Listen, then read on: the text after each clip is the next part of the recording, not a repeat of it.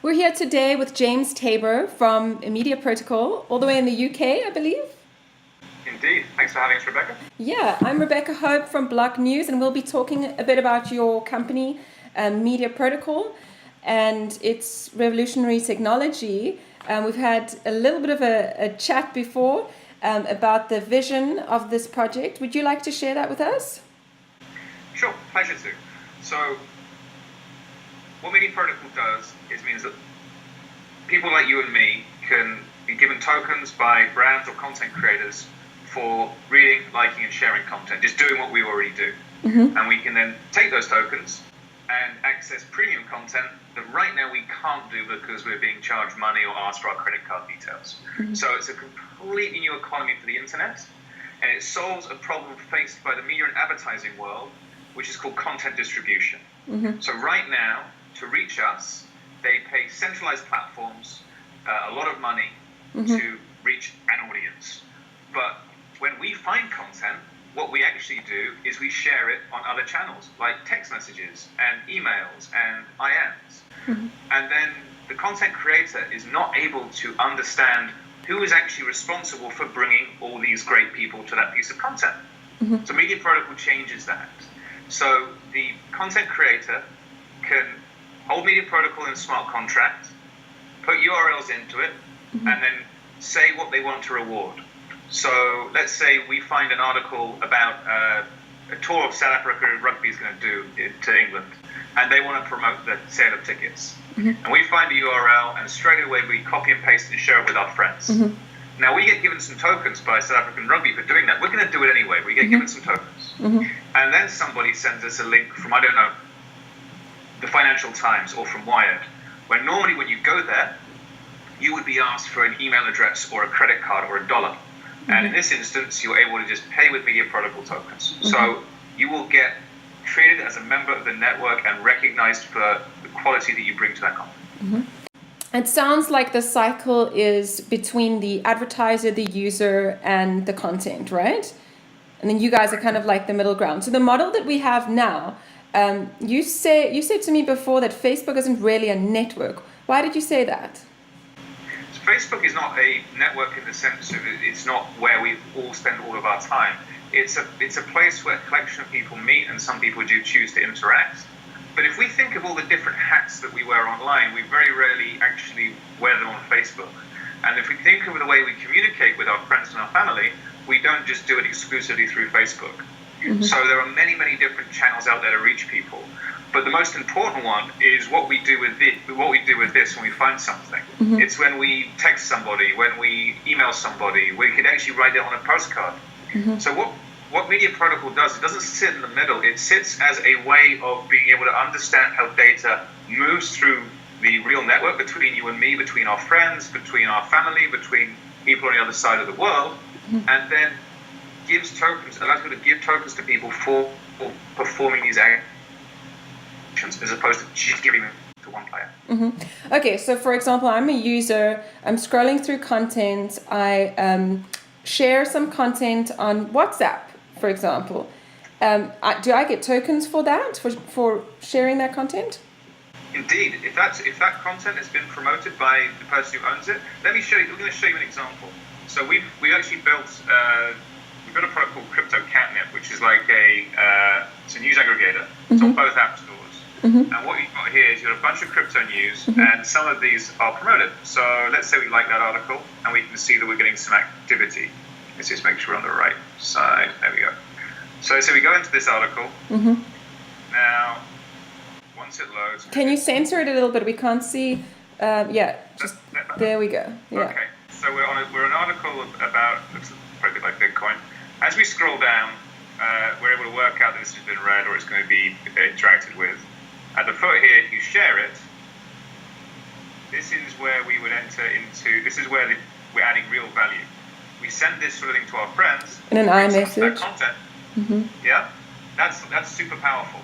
Now let's imagine that, so in Crypto Catnip, you've got your wallet, you've got your tokens.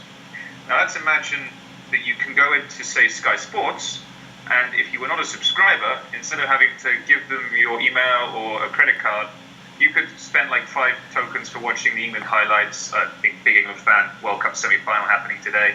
But we can get through. Wow, that's amazing. That is revolutionary, because at the moment so advertisers are paying Facebook or any other platform, and Facebook gets the money, right? I mean, and now what you're doing is you're taking that out of the equation, and the users, you as the viewer, can actually monetize off just watching content or reviewing. Watching interactive content, sharing it. So yeah, it's actually sending money down to us, which is in the end what the brands want, and they want us they want to reach us. They don't want to pay us to do things. They want to reward us for engaging with it. Right. I love that system of rewards. So do you think people will be able to quit their jobs of just watching and viewing content?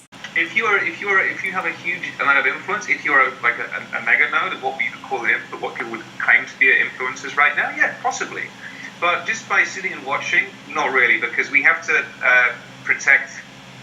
The advertisers and the content creators want high quality interactions. It's not about volume. And so one of the challenges we have in the existing model is marketeers were addicted to metrics like clicks and impressions and eyeballs. So what we really want is real engagement and sharing and real involvement in what we're looking at. If you have 100,000 followers on a social network right now, the person benefiting from that is actually the person who owns the social network. The thing is that your 100,000 followers may or may not actually engage with everything that you send out to them. But if you have, let's imagine you have 1,000 people, but those 1,000 people always open what you send them, always buy what you suggest, then suddenly your value to these brands becomes massive. And that's a massive problem, because we've seen just a lot of bubbles, right, online. We've just seen bubble accounts, which are just massive amounts of likes or followers or whatever, and you don't really know where that's coming from. And there's no way of really tracking that, if that engagement is true, or if it's bought or whatever. So how would that be different on Media Protocol? So actually, this is a really, really good question, because we wrote an article on NASDAQ about the challenges that you face around ICOs and ICO bounty programs and fraudulent behavior. And this is pretty much that. So you have these accounts that claim to have, let's say, 100,000 followers, but you do some due diligence and it's really 99,000 bots based out of the Philippines who are not really worth anything.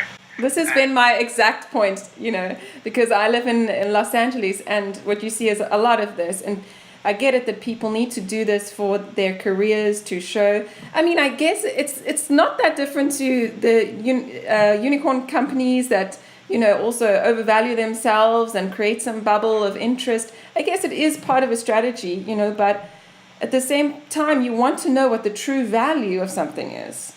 Correct. So as a content creator, so you'd hold Media Protocol tokens, you put them in a smart wallet, you put the URLs that you want shared or liked or interacted with, and then you put it and how you're going to reward people. But you can just say that you need someone who clicks on it when it's shared to be a verified human being. So that could be they must be logged into Twitter, they must be on a smartphone, they must they could have a Coinbase award, for example, where they've been KYC'd by someone that says, yes, they are a human being. So this means that each interaction can become more valuable. So if I just spam it out to 100,000 people, well, great.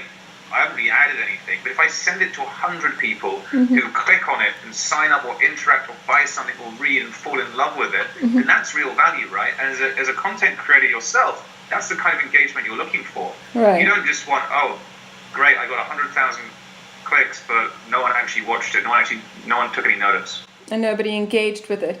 I think it's a great system, and I do understand now a little bit better how it's revolutionizing our use of social media. Now, how does it track what you're sharing? If I'm sharing through WhatsApp or iMessage, how does it track that, okay, I shared that? So the URL. So just the URL? There's no... It's just built around. Yep. We do some, so we're able to create some sort of, it's not dissimilar to the approach of Bitly, but you can actually send tokens to people for performing activities. The channel that you send it through actually doesn't matter to the brand. We don't mind, or the market, we don't mind if you send it through WhatsApp, WeChat, LinkedIn, whatever. What we mind is that you shared it. So if you send me a link, and then I open it, and let's say that you're going to get rewarded for sharing it, and I'm going to get rewarded for opening it and reading it. Now, up to this point, we've always had to stop at the first interaction, and our visibility of our network, our visibility of our audience stops. This actually allows you to, we're able to link people together with blockchain to say, well, this person shared with this person, and then this person did this, and it really gives us a better understanding of what people are doing. It's more hands-on data. Yes, and actually data that we're happy to share. It gives us control of our data, right? So right now, our data is being hoovered up by these centralized entities. They sell it piecemeal to marketeers.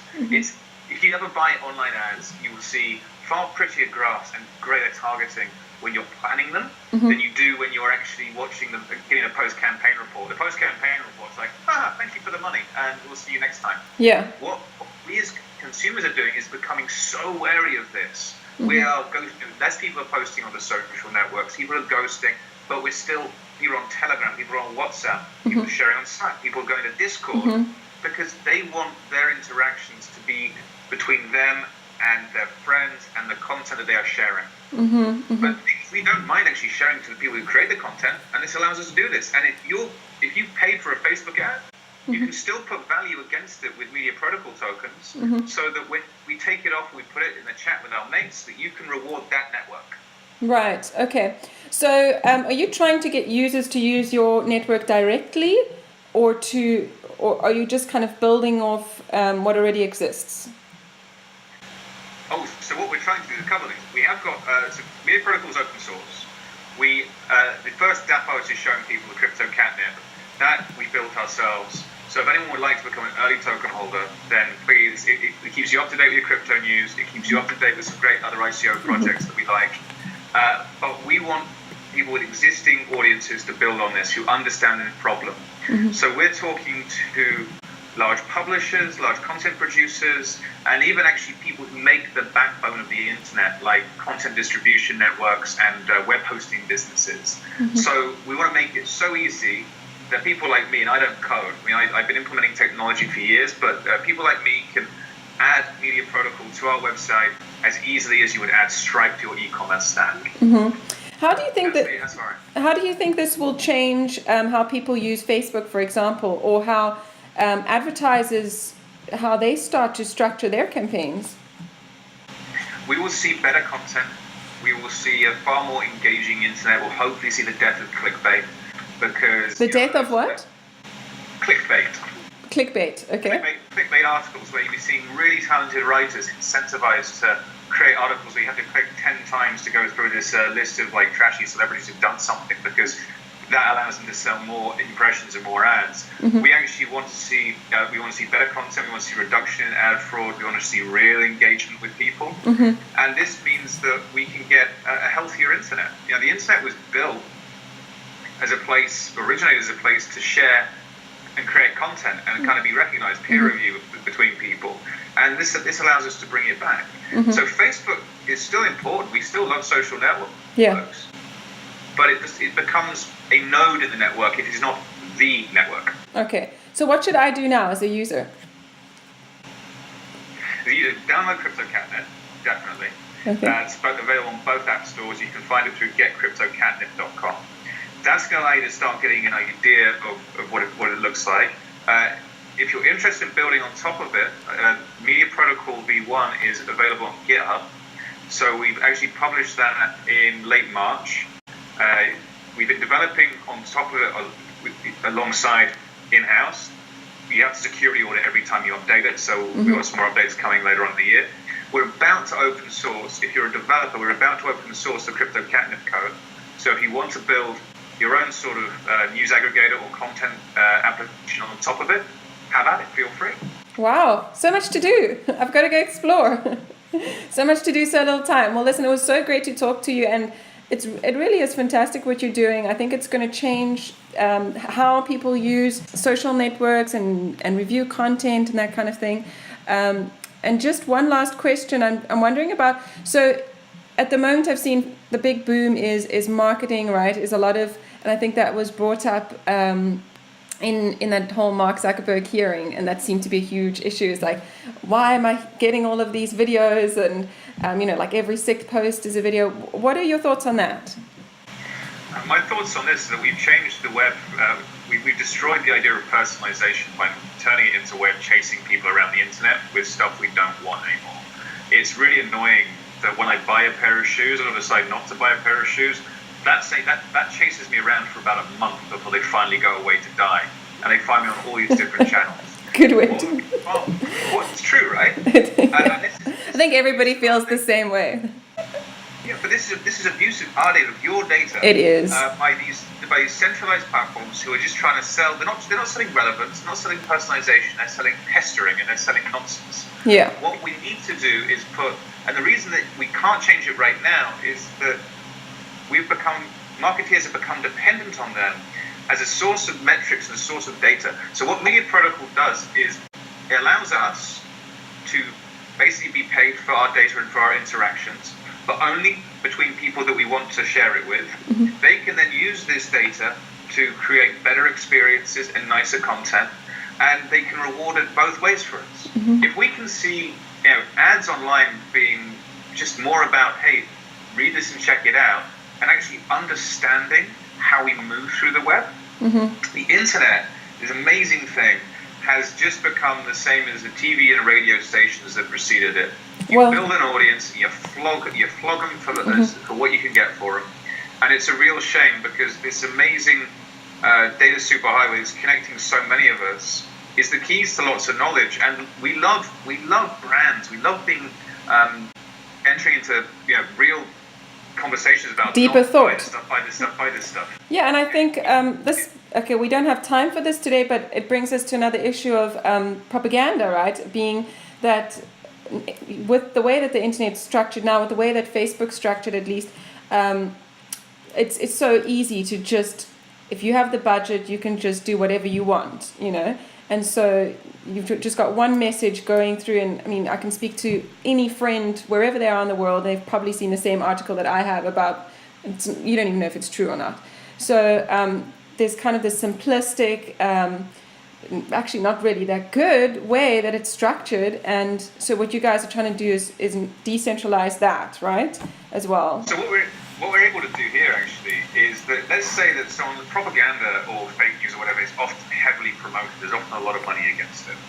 So what people would do with Media Protocol, they might use Media Protocol to promote it. It's not up to us to censor it, but it's up to us as users to find that content, do certain things to it that allow us to get those tokens. And do you know what we should do with those tokens from the fake news or the propaganda? Mm-hmm. Give them to people who are creating valuable content that we really love.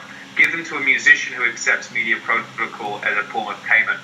Give them to a blogger or a publisher who is really wanting to create stuff that you love. We don't have to always the rewards come from one place, but we can spend them in another. Mm-hmm. We can redeem them somewhere else. Go give them to Spotify so you can pay your subscription. Quickly please tell us a story of a success case that you've seen, or something that's happened in the past couple of months. So what's been happening in the past couple of months is we've been adding ICO projects to Crypto Catnip, to our app. So Crypto Catnip started as just a lot about regulation and exchanges, but we meet many amazing people that, as members of the crypto community, we realized that we just wanted a place where people could see the updates. So far we've got Quadrant, Bluezell, Loki, Quadrant, Bluezell, Loki, Constellation Labs, CardStack, crumbs, loads. That was really seamless. Well done, me, for being able to remember. We've made Crypto Catnip a really good place to stay up to date with the ICO news. But tell us how have they transformed? What has happened? What have you seen that's positive? What we're seeing there is, so we were able to see on the back, we're seeing that actually more people share content around good ICOs or developments in ICO projects than they do say about regulation of this or exchange that. So we've put what some people would deem crypto news into the feed, and other things we've added, like really personal projects, things that people are interested in. Mm-hmm. So when people write to the community or write to communicate with their contributors, we're seeing higher dwell times and better share rates, which is fantastic. Fantastic. I'm so excited about this. I'm going to go check this out and learn more. It sounds like I will need some time to learn a bit about it. as it's quite complex and there's a lot that you can do, right? From the user side, from the advertiser side, and Well, from the user side, it's going to be super simple. super simple for them. Yeah. It's just going to be the content creator, the app owner integrates it, and then hey presto, you're gonna get cryptocurrency. Mm-hmm. So your granny is gonna get crypto. Your grandmother's gonna be reading the newspaper, and then she's gonna start getting cryptocurrency. I love it. So it's a real game changer. Got to have a conversation with my granny. Okay, thank you so much for chatting with us today. It's been an absolute pleasure. I love what you guys are doing. A real fan. We're talking to James Tabor from the UK. I am Rebecca Hope from Block News. Thank you so much. Take care.